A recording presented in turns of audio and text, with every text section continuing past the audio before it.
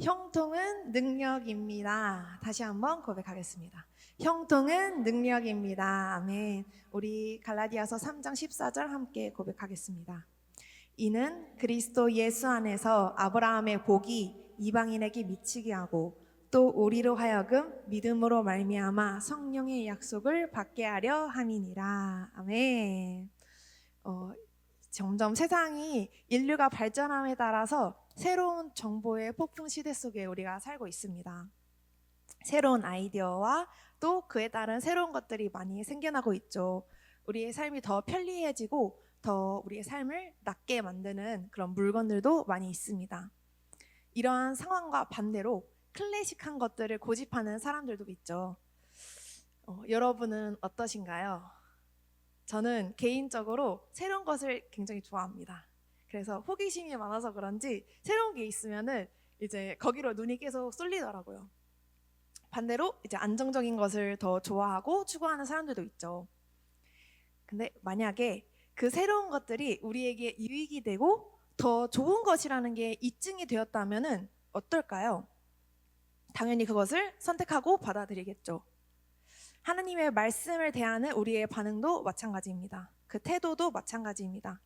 그 말씀이 우리의 삶을 더 낫게 만들고 더 형통할 수 있게 만드는 방법을 제시한다면 우리가 그것을 받아들이는 게 마땅하죠. 새로운 언약의 시대에 살고 있는 우리에게 주어진 것들이 무엇인지 정확하게 알게 된다면 이 땅에서 마땅히 그것을 누리며 살 수 있게 될 것입니다. 하나님의 말씀에 대해서 우리가 얼마나 더 정확하게 알고 있는지, 또 말씀에서 말하는 바가 무엇인지, 하나님의 말씀을 오해하거나 몰라서 그 형통을 누릴 수 없는 그런 일이 있어서는 결코 안 되겠습니다. 몇 사람들은 우리의 생각과 마음을 바꾸는 것이 굉장히 힘들고 어렵다고 그렇게 생각할 수도 있겠습니다. 하지만 사실 긴 시간이 필요로 하지 않습니다. 단지 선택하는 것이기 때문입니다. 나의 생각과 마음을 말씀과 일치시키기로 선택할 때 그 즉시 바꿀 수 있습니다. 그 즉시 나의 생각과 행동을 조정할 수 있습니다. 마찬가지로 새롭게 계시되어진 이 말씀을 받아들이기로 선택하는 것, 또 말씀대로 우리의 삶과 생각을 조정하는 것, 선택하는 것이죠. 우리의 이 작은 마인드의 변화가 우리의 삶 속에 얼마나 큰 영향력을 끼치고 변화를 시킬지 기대가 되십니까? 우리 이사야 1장 19절 함께 읽어보겠습니다. 너희가 즐겨 순종하면 땅의 아름다운 소산을 먹을 것이요. 아멘. 하나님의 말씀에 우리의 생각과 마음을 일치시킨다면 땅의 아름다운 소산을 먹게 되는 형통한 삶을 살게 될 것입니다. 그 말씀의 열매들을 여러분의 세상 속에서 얻으시길 축복합니다. 우리가 하나님의 말씀에 대해서 오해하고 있는 대표적인 것 중에 하나가 바로 형통에 대한 오해입니다. 아직도 많은 그리스도인들이 가난한 것은 겸손한 것이라 착각하며 살아가죠. 그리고 아둥바둥 사는 것, 하나님을 경외하는 것이라고 오해하고, 또 많은 사역자분들도 자신의 소유가 없이 사는 것이 마땅하다고 생각하며 살아갑니다. 하지만 이것이 바른 말씀일까요? 실패는 하나님의 계획이 아니고 가난 또한 하나님의 계획이 아닙니다.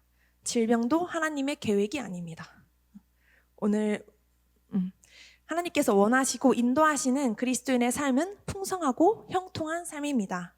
예수님께서는 모든 믿는 자들이 형통한 삶을 살기를 하기 위해서 오셨습니다. 이 땅에. 우리 고린도후서 8장 9절을 읽어볼까요? 우리 주 예수 그리스도의 은혜를 너희가 알거니와 부요하신 이로써 너희를 위하여 가난하게 되심은 그의 가난함으로 말미암아 너희를 부요하게 하려 하심이라. 아멘. 예수님께서는 형통에 대한 모든 값을 이미 치르셨습니다. 그리고 예수님께서 지불하신 그 값을 무효화시키는 일이 있어서는 안 됩니다. 그리스도인이 해야 하는 전부는 하나님의 말씀을 듣고 예수님이 십자가에서 우리를 위해 이미 획득하신 것을 내 것으로 삼는 것입니다. 우리가 해야 하는 것은 이미 내게 속한 것을 받는 것입니다. 그리고 거기에는 형통도 포함되어 있습니다. 이미 여러분은 축복으로 받았던 모든 영적인 복을 자신의 것으로 삼기로 작정하십시오. 현재 그리스도 안에 있는 당신의 충만한 유업을 받으십시오. 우리 갈라디아서 3장 29절 읽도록 하겠습니다. 너희가 그리스도께 속한 자면 곧 아브라함의 자손이요 약속대로 유업을 이을 자니라. 아멘. 우리는 자녀로서 하나님의 유업을 이어받는 자가 되었습니다. 그 형통이 우리에게 있습니다. 예수 그리스도를 믿는 모든 사람은 구원받고 영생의 풍성한 삶, 형통한 삶을 살 수 있게 되었습니다. 즉, 형통한 삶은 성도들의 생득권입니다. 우리 로마서 8장 17절도 함께 고백하도록 하겠습니다. 자녀이면 또한 상속자, 곧 하나님의 상속자요 그리스도와 함께한 상속자니. 아멘. 형통은 하나님의 선물입니다. 형통은 하나님 자녀의 권세입니다. 하나님께서는 예수 그리스도를 통하여서 그 모든 것을 하나님의 사람들에게 넘겨주었습니다. 하나님의 손으로 지은 모든 것에 대한 통치권을 그리스도인에게 넘겨주었습니다. 하나님께서 누구를 위해서 뭇산의 가축을 만들었으며 누구를 위해 이 세상에 그 충만한 것을 만들었으며 은과 금을 만들었겠습니까? 마귀와 그 졸개들이 아닌 바로 하나님의 자녀들을 위한 것입니다. 하나님의 자녀들을 위한 것입니다. 우리는 왕의 자녀입니다. 아멘. 이 세상 우주 만물은 하나님의 것이며 나는 그분의 자녀입니다. 또 무엇이든지 우리가 필요로 하고 원하는 것을 주장해야 합니다. 그것이 우리 자녀된 권세입니다. 믿음으로 우리가 원하는 바를 주장하는 것이 바로 우리가 해야 할 바입니다. 그것이 창조주를 아버지로 둔 자녀의 권세입니다. 간혹 하나님께서 우리가 필요로 하는 것을 채우실 것을 믿지만 원하는 것까지 말하는 건 너무 지나친 거 아닐까요? 라고 생각하는 사람들이 있어요. 우리 말씀을 읽어볼게요. 마태복음 7장 7, 8절입니다. 구하라 그리하면 너희에게 주실 것이요 찾으라 그리하면 찾아낼 것이요 문을 두드리라 그리하면 너희에게 열릴 것이니 구하는 이마다 받을 것이요 찾는 이는 찾아낼 것이요 두드리는 이에게는 열릴 것이니라. 아멘. 우리는 우리의 권리를 사용해서 원하는 바를 말하는 것이 마땅한 것입니다. 아멘. 그리고 우리는 우리의 자녀된 권세를 사용해서 우리에게 돈이 오지 못하게 막고 있는 사단으로부터 명령해야 합니다. 돈은 어디에 있습니까? 이 세상에 있죠. 그리고 이 세상의 신인 사단이 그것을 통제하고 있으니 우리는 주장해야 합니다. 사단아, 내 돈에서 손을 떼라. 무엇이든지 우리가 원하고 필요로 하는 것을 부르면서 나는 무엇을 주장한다라고 고백하십시오. 우리 함께 고백해 볼까요? 나는 재정을 주장한다. 나는 치유를 주장한다. 나는 원활한 인간관계를 주장한다. 우리 함께 히브리서 1장 14절 읽어보도록 하겠습니다. 모든 천사들은 섬기는 영으로서 구원받을 상속자들을 위하여 섬기라고 보내심이 아니냐. 아멘. 히브리서에서 천사들을 구원받을 상속자들을 위하여 섬기라고 보내신 영이라고 말합니다. 여기에서 사용되어지는 섬기다는 serve입니다. 천사들이 상속자들을 보살피는 정도로 말하고 있지 않고 섬길 것이라고 말하고 있습니다. 우리는 보통 천사들이 우리를 보살피고 케어하는 정도로까지만 생각을 하고 있죠. 하지만 실제로 이 섬기다라고 쓰여진 단어의 원어는 우리를 serve한다라고 섬기는 것을 말하고 있습니다. 우리가 예시를 한번 들어보겠습니다. 우리가 식당에 들어가죠. 앉아있으면 종업원이 서빙을 합니다. 물수건도 내어줘. 그리고 주문도 받습니다. 그리고 식사를 제공하기 위해서 여러 가지 부분으로 우리를 섬기고 있습니다. 저희가 며칠 전에 그 강지사님이랑 일본을 가기 전에 삼겹살을 먹으러 갔습니다. 근데 그 식당 종업원이 굉장히 친절하시더라고요. 그래서 막 돌아다니면서 부족한 것이 없는지 먼저 체크해 주시고 직접 가져다 주시고 거기가 무한 리필 집이었는데도 불구하고 계속 질 좋은 고기를 내으시더라고요. 마치 가나는 혼인잔치에 예수님께서 계속 좋은 포도주를 내으셨잖아요. 그거랑 마찬가지로 계속 질이 좋은 고기를 내으시더라고요. 말하지 않아도 넉넉한 양을 계속 제공해 주시면서 덕분에 굉장히 편안하고 풍족하게 식사를 마치고 왔습니다. 그리고 또 생각했던 부분은 마땅히 조고몬으로서 그 역할을 충실하게 해내고 있구나라는 것을 느꼈습니다. 예를 들어서 식당에 갔는데 키오스크가 아닌 이상 아무런 접대도 아무런 서빙도 하지 않는 식당이라면 그 식당은 정상적인 식당이 아니겠죠. 이렇게 서빙하고 있는 종업원을 보면서 우리가 천사의 역할을 다시 한번 생각해 볼 수 있겠습니다. 그것이 바로 천사들이 하는 일입니다. 무슨 말씀인지 이해가 되시나요? 우리가 주문을 하는 것입니다. 그렇게 말함으로써 섬기는 영들이 원하는 것을 가지고 오도록 보내십시오. 우리가 함께 고백하겠습니다. 섬기는 영들아, 가서 돈이 오게 하여라. 사단아, 내 재정에서 손을 떼라. 섬기는 영들아, 가서 돈이 오게 하여라. 모든 천사들은 섬기는 영으로 구원받을 상속자들을 위해 섬기라고 보내심을 받았습니다. 보살피라고가 아닙니다. 그리고 보내신 것이 어디로입니까? 바로 이 땅입니다. 이 땅에 우리 상속자들, 우리를 위해서 보내심을 받은 자들입니다. 이것이 바로 자녀들이 합당하게 행사할 수 있는 권리입니다.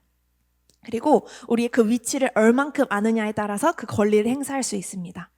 우리가 하나님의 자녀로서 그 권세를 믿고 자연스럽게 당연히 믿는다면 자연스럽게 그 행동이 나올 수밖에 없는 것이죠. 바로 그리스도인다운 삶을 살 수밖에 없는 것입니다. 마찬가지로 우리가 형통한 자가 되었다는 것을 믿는다면은 자연스럽게 그 형통의 삶 가운데 우리가 노출되고 살아갈 수밖에 없는 것입니다.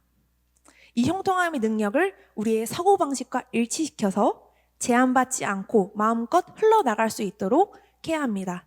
제가 서두에서도 말씀드렸듯이 우리의 사고방식을 바꾸는 것은 사실 긴 시간이 필요로 하지 않고 우리가 선택하는 것입니다. 나의 생각과 말씀을 일치시키기로 선택하고 그 즉시 나의 생각과 행동을 조정할 수 있습니다.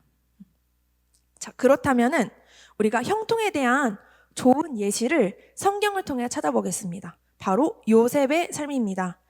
요셉 안에 있던 그 형통함이 어떻게 밖으로 나타날 수 있는지 한번 말씀을 통해서 살펴보겠습니다. 창세기 39장 2절부터 6절까지 교독으로 읽겠습니다. 여호와께서 요셉과 함께 하심으로 그가 형통한 자가 되어 그의 주인 애굽 사람의 집에 있으니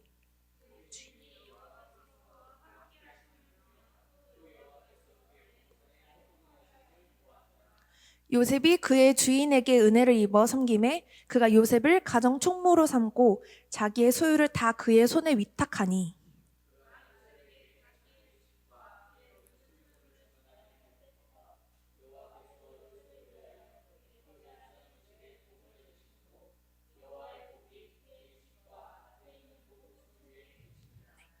다 함께 읽겠습니다.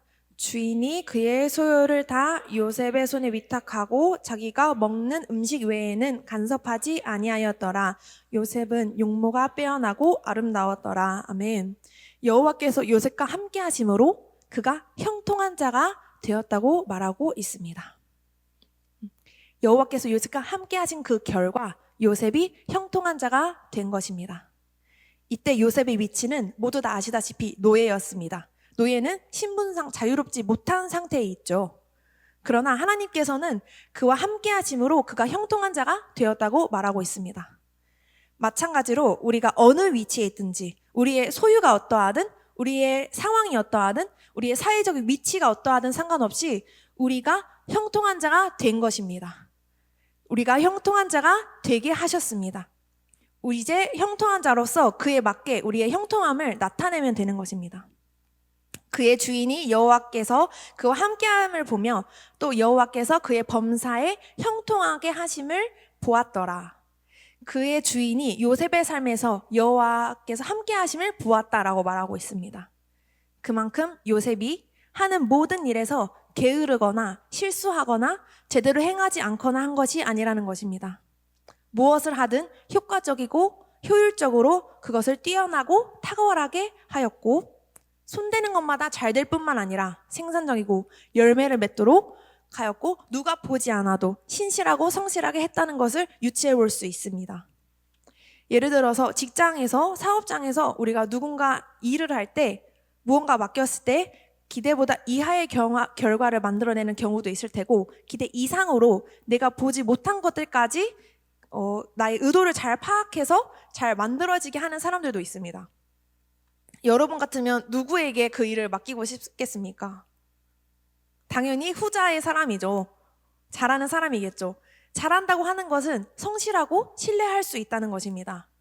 이제 깜빡하고 실수하고 망치고 잘 못하는 것이 아니라 완전하고 완벽하게 해낼 뿐만 아니라 그것을 일관되게 성실하게 해내고 뛰어나게 압도적인 결과를 만들어낼 수 있는 사람, 그런 사람에게 우리가 맡기겠죠. 요셉이 여호와께서 함께함으로 말미암아 요셉 안에 있던 그 형통함이 밖으로 나타났던 모습은 누가 보든지 보지 않든지 자신의 위치와 상관없이 성실하고 일관되게 행했다는 것입니다. 요셉이 사실 노예로 오게 억울하게 팔려온 게 된 것이죠. 그리고 이곳을 끌려왔고 이러한 상황, 자신의 상황을 신세한탄을 하면서 살아갈 수도 있었겠습니다. 하지만 그 위치에서 빛을 발하고 죽게 하듯이 그것을 탁월하게 요셉은 맡은 바 최선을 다했습니다. 그것이 죽게 하듯 탁월하게 했을 때 하나님께서는 그에게 지혜를 주셔서 그것이 더 열매 맺고 생산적이도록 하게 하셨다는 것이죠. 그래서 주인도 요셉의 형통함을 볼 수 있었던 것입니다. 4절에 보면은 요셉이 그의 주인에게 은혜를 입어 섬김에 그가 요셉을 가정의 총무로 삼고 자기의 소유를 다 그 손에 위탁했다고 말하고 있습니다. 여기에서 볼 수 있는 형통함의 법칙이 있습니다. 바로 작은 것에 충실하고 탁월하게 해낼 때 다음 단계의 진급이 따른다는 것입니다. 요셉이 자신에게 맡겨진 것을 대하는 태도가 설렁설렁거리고 하나님께서 애굽 사람에게 호의를 베풀어 주셔서 그냥 그렇게 된 것이 아니라는 것입니다. 애굽 사람은 하나님을 믿지 않던 사람이죠. 하나님을 경외하지 않는 사람이죠. 그 위치에서 그 애굽 사람은 하나님의 것들을 경영하고 관리하고 또 사람을 쓸 줄 알았던 사람이었기 때문에 요셉의 삶을 봤을 때 요셉이 여러 모습으로 너무 탁월하게 일을 잘 해냈고 그래서 그에게 맡겼던 것이죠. 그만큼 요셉을 신뢰할 수 있었다는 것입니다. 우리가 현재의 위치에 최선을 다해 결과를 만들어내야 되는 이유입니다. 다스리고 열매 맺게 한다면 하나님께서 높이시는 진급이 따라오게 되어 있습니다. 뛰어나고 탁월하게 우리가 해야 할 바는 어떤 상황에서든지 죽게 하듯 하는 것입니다. 그것이 바로 그리스도인다운 삶을 사는 것이죠. 5절을 보면은 그가 요셉에게 자기의 집과 그의 모든 소유를 주관하게 한 때부터 여호와께서 요셉을 위하여 그 애굽 사람의 집에 복을 내리심으로 여호와의 복이 그의 집과 밭에 있는 모든 소유에 미친지라. 하나님께서 높이시는 그 진급을 통해서 더 많은 것들을 관리할 수 있는 그 위치에 갔을 때 그 형통함의 능력으로 탁월하게 해내는 것뿐만 아니라 더하여서 하나님의 호의와 축복이 요셉의 삶에 강력하게 나타났습니다. 요셉이 최선을 다해서 하는 것 그 이상으로 하나님께서 복을 내리셔서 그의 집과 밭에 있는 소유가 더 많이 맺고 번성하게 하는 것을 우리가 볼 수 있습니다. 하나님께서는 반드시 작은 것에 신실하게 하시는 것을 보십니다. 그것에 맞춰서 진급이 될 때 그 위치에 호의를 더하시고 축복에 축복을 더하셔서 그것을 더 증가시킨다는 것입니다. 이것이 바로 형통함의 능력이라고 할 수 있습니다. 반드시 작은 것으로부터 가정이면은 집안일이 될 수 있겠죠. 직장에서 주어진 작은 일, 그리고 사업이라 하면은 작게 운영하는 사업 작은 일에서부터 확장이 될 것입니다. 요셉이 이렇게 형통할 수 있었던, 진급할 수 있었던 비결을 생각해 본다면 바로 아버지 야곱, 또 할아버지 이삭, 증조 할아버지 아브라함의 이야기를 과거에서부터 계속 들었을 것이고 하나님께서 자신의 조상을 어떻게 축복하셨는지 기억했을 것이고 그 하나님을 경외하고 공경했을 것입니다. 그래서 요셉이 무엇을 하든 누가 보든 보지 않듯 그 내가 경외하는 하나님 그분께 초점을 맞추고 시선을 맞췄던 것입니다. 무엇을 하든 주께 하듯이 하는 것이 바로 형통함의 원칙인 것입니다. 무슨 일을 하듯 주께 하듯 하라. 이것이 우리의 삶의 모든 영역의 원칙이 되게 하십시오. 나에게 맡겨진 직책, 일, 무슨 일을 하든 그것이 나의 커리어에 연관이 되든 되지 않든 상관없이 항상 주께 하듯 하는 것입니다. 성실하고 신실하게 무엇이든지 맡겨진 것을 탁월하게 할 때 기대하지 못한 방식으로 때가 됐을 때 하나님께서 우리를 진급시키실 것이고 기회의 문이 열리는 일들을 반드시 만들 것입니다. 많은 사업가들이 그런 신뢰할 수 있는 사람에게 일을 맡기고 그런 사람들을 원하고 찾고 있습니다. 우리는 더 많은 것들을 관리하고 경영할 수 있는 그 위치까지 가야 합니다. 그리고 그것이 내 능력이 되고 나중에 나의 사업을 하든가 나의 비즈니스를 하게 될 때 더 큰 위치에서 무엇을 하든 그것을 할 수 있는 사람이 되도록 우리 자신을 준비시켜야 하는 것입니다. 우리가 이 진리를 믿고 행할 때 하나님의 호의와 축복이 반드시 따르게 되어 있습니다. 요셉의 삶을 보면은 그 이후에도 요셉은 누명을 쓰고 감옥에도 갔지만 감옥에서도 마찬가지로 주님께 하듯 했죠. 그 결과 간수가 요셉에게 모든 일을 맡겼습니다. 그리고 어딜 가든 성실하게 주께 하듯 했고 그 결과 사람들의 호의가 있었습니다. 그 호의가 진급이 되어서 총리의 자리까지 가게 되었고 하나님께서 하시고자 하는 그 위치에서 영향력과 포지션을 맡을 수 있게 되었습니다. 우리가 무슨 일을 하든지 우리에게 맡겨진 모든 일을 주께 하듯 하고 우리 안에 형통함이 흐르고 있음을 기억하십시오. 여호와께서 우리에게 손대는 것들을 축복하시고 번성하게 하실 것입니다. 자녀의 권세를 알고 형통함의 능력을 믿고 우리에게 맡겨진 것을 주께 하듯 하면서 우리의 삶을 확장해 나가시길 축복합니다. 우리가 큰 꿈을 품었을 때 주님께서 그것을 확장시키시고 기회의 문을 여실 것입니다. 인간의 힘으로 도달할 수 없는 곳까지 이끄실 것입니다. 준비된 그릇이 되어서 우리의 영향력과 위치에까지 나아가게 되며 선한 일, 그것이 바로 하나님의 왕국의 확장이죠. 하나님의 의를 실행시키는 때까지 나아가길 축복합니다. 아멘.